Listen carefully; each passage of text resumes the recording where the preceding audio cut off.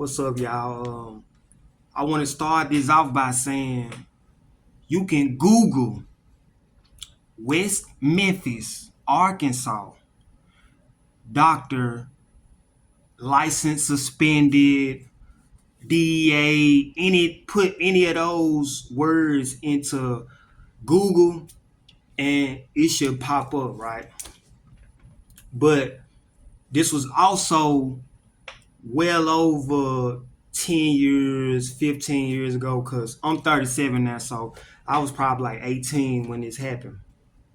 So now that I got that established, my cousin, my first cousin, was a barber, professional barber, right? But he was a hustler as well.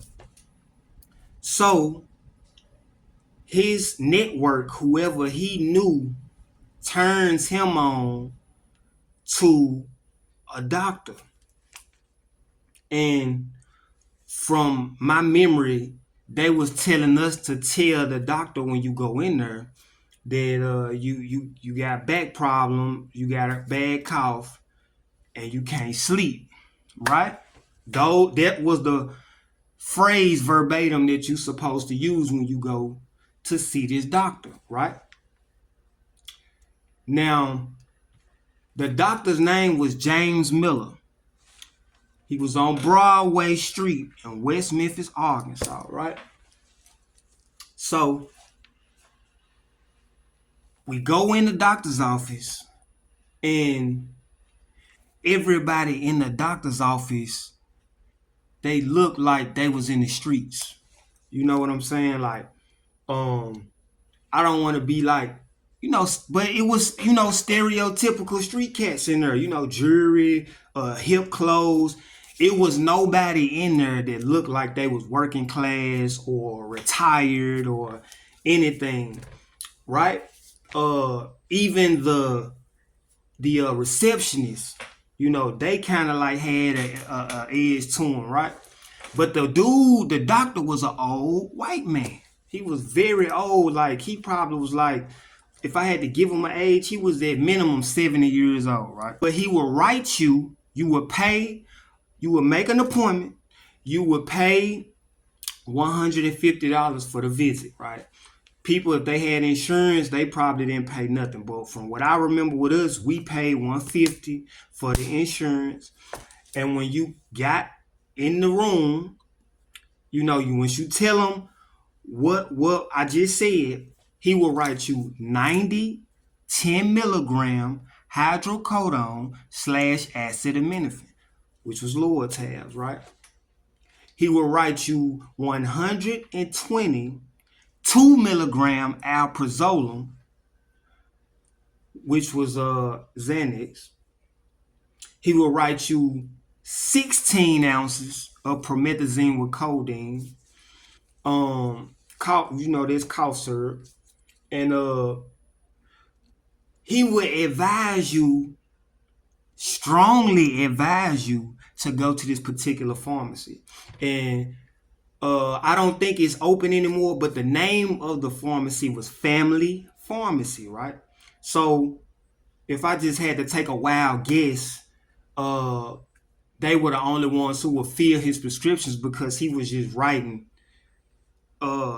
anybody a prescription. And this was when you wrote prescriptions. See, now I think everything is digital. You had to send it through email or however they do it, but it's digital now. You don't get a physical prescription piece of paper and take it to the pharmacy. But we would get the prescription with the promethazine with codeine. They would fill 8 ounces, and then you would come back, I think a week or two later, and they would give you a refill with another 8 ounces, right?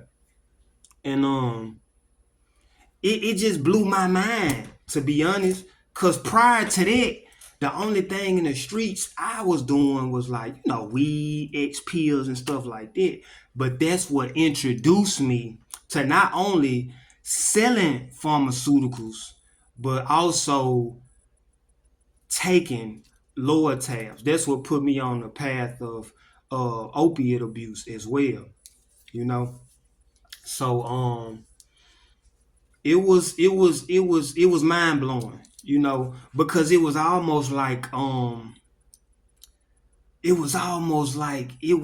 unreal. It was like I was in the Matrix. You know what I'm saying?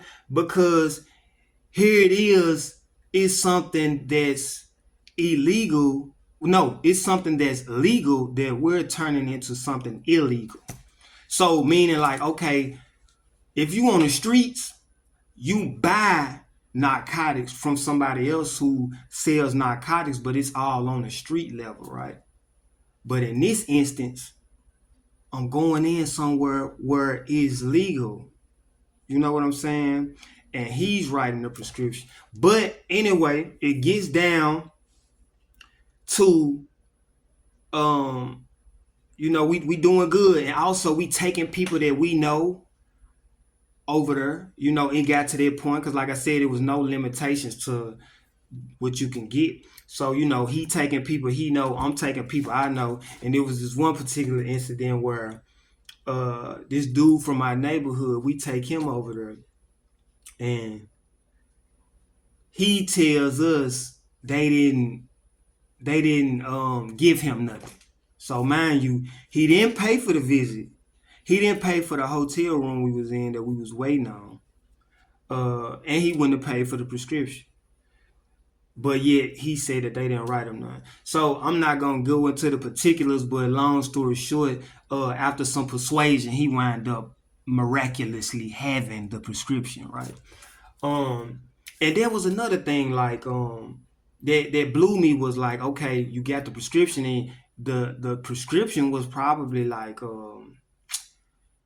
I would say maybe $100. So you pay $100 for the visit, $150 for the visit. You may pay $100 for the total of prescriptions. I might be wrong, but it wasn't that much. But let's just say the nitrohydrocodone, the 120 alprazolam, and the pint of syrup, I would say that it had a street value of like 1,500, right? So that's good money.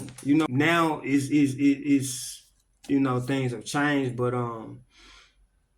it got to a point where it started to be difficult to fill the prescriptions. For whatever reason, I guess it started flagging or what have you, and I remember the last when it was pretty much a done data was we was riding. It was me and my cousin, right? He was driving, and we was driving down Broadway, and we got pulled over by some undercover police, right? So, of course, they aggressive. They take us out the car. They letting us know, like, you think we don't know why all these Shelby County tags over here and yada yada whoop de whoop. They just putting the gas on us, right? Um, and my cousin, he wound up having a firearm on him that was allegedly stolen. So he got locked up over there, and I had a prescription in my name, but of course, again, is legitimately illegitimate. So, I got a legitimate prescription, but it's illegitimate the way the doctor is going about doing his business. So, my cousin went to jail. I called my sister because they didn't let me drive or whatever the situation was. I think they towed the car probably. I just remember I wasn't able to do nothing but walk somewhere. And I called my sister to come get me, and I kind of informed her what was going on, and she came and got me. But there was like the beginning of the end, and shortly thereafter, of course, they raided his office.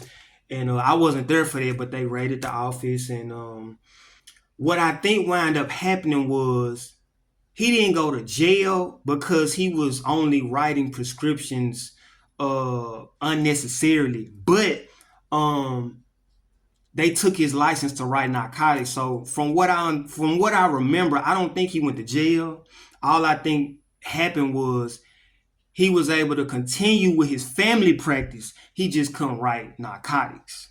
You know what I'm saying? So yeah, that's how I got introduced to the pharmaceutical hustle game. And that's also how I started taking prescription pain pills as well. So yeah, that's that.